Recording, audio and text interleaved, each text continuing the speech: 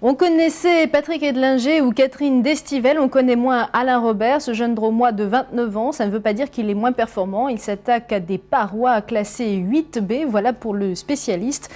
Alain Robert essaye aussi de vivre de l'escalade en solo. Son dernier court-métrage a reçu le prix de l'exploit sportif lors du festival Janssen de l'aventure. Ce sont des extraits de ce film intitulé Passion vitale que nous vous proposons avec un entretien signé Bruno Kaufmann.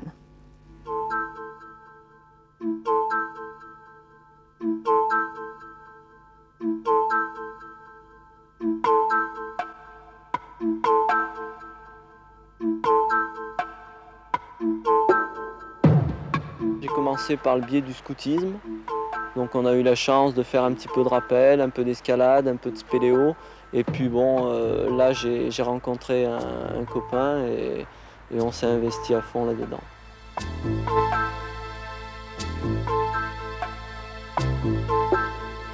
Quand j'ai commencé à faire de l'escalade, c'était dans le but de faire de l'alpinisme. J'ai fait de l'alpinisme à peu près pendant 2 saisons. J'ai commencé tout de suite par des courses qui étaient considérées comme les courses les plus dures des Alpes, comme la face nord des Droites par exemple, que j'ai réalisée à l'âge de 17 ans. Et puis à travers tout ce que j'avais lu sur ces voies qui étaient quand même mythiques, je suis resté un tout petit peu sur ma faim. Et bon, j'ai décidé d'arrêter de faire de la montagne. Et là, j'ai rencontré un grimpeur de haut niveau qui s'appelle Laurent Jacob. Et sa façon d'envisager l'escalade libre systématiquement encordée m'a plu. Et donc, j'ai décidé de m'investir sur cette forme d'escalade.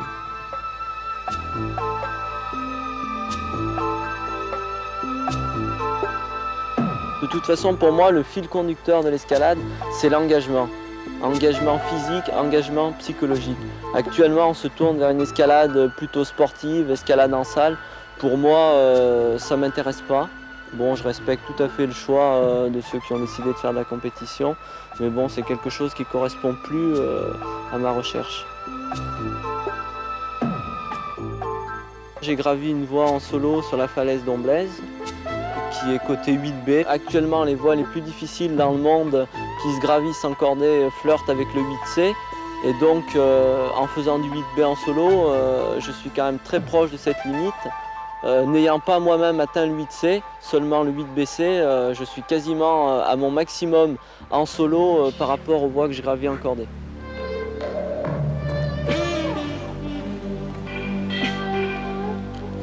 Il y a une phrase que j'ai retenue d'un alpiniste célèbre qui s'appelle Reinhold Messner, qui a dit « Plus la peur est grande, plus fort est le plaisir ». Et en fait, pour moi, cette phrase, c'est un peu un fil conducteur.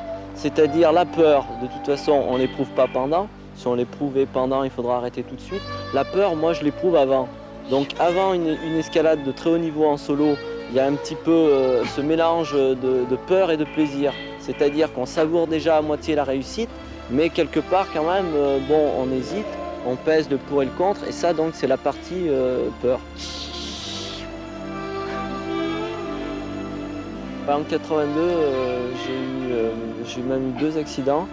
Il y en a eu un en rappel et un en moulinette, hein, donc j'étais encordé, rien à voir avec le solo. Et j'ai été condamné par les médecins qui m'avaient dit que je n'aurais pas la possibilité de regrimper. Physiquement, c'est surtout au niveau de mes poignets. J'ai les poignets qui sont complètement explosés, donc j'ai plus la possibilité de les tourner, ni l'un ni l'autre. J'ai eu aussi un nerf sectionné, donc ça m'a enlevé de la sensibilité au niveau de plusieurs doigts. On m'a enlevé aussi la tête radiale, donc ça empêche aussi la rotation du bras droit, plus différentes fractures et un coma.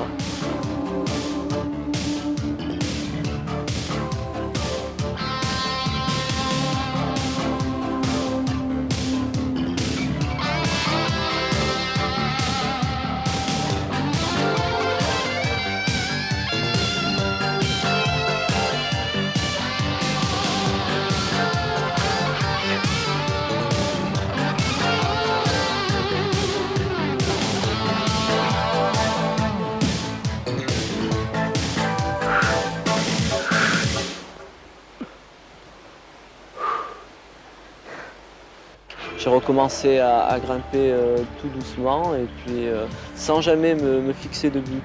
La réussite engendre la confiance en soi. Et donc à partir de cette confiance, les accidents, je les mets de côté.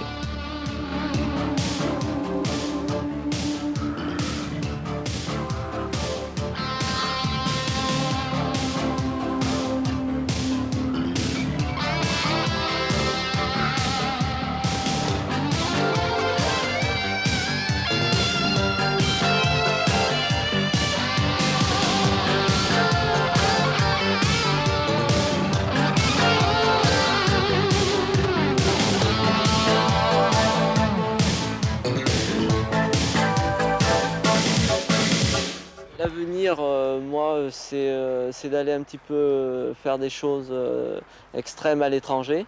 Donc j'aimerais aller aux États-Unis pour faire une voie mythique en solo. Alors pour l'instant, bon, il y a des noms qui trottent dans ma tête. Je ne sais pas exactement quelle voie je pourrais réaliser. Je vais en essayer un certain nombre et puis je verrai.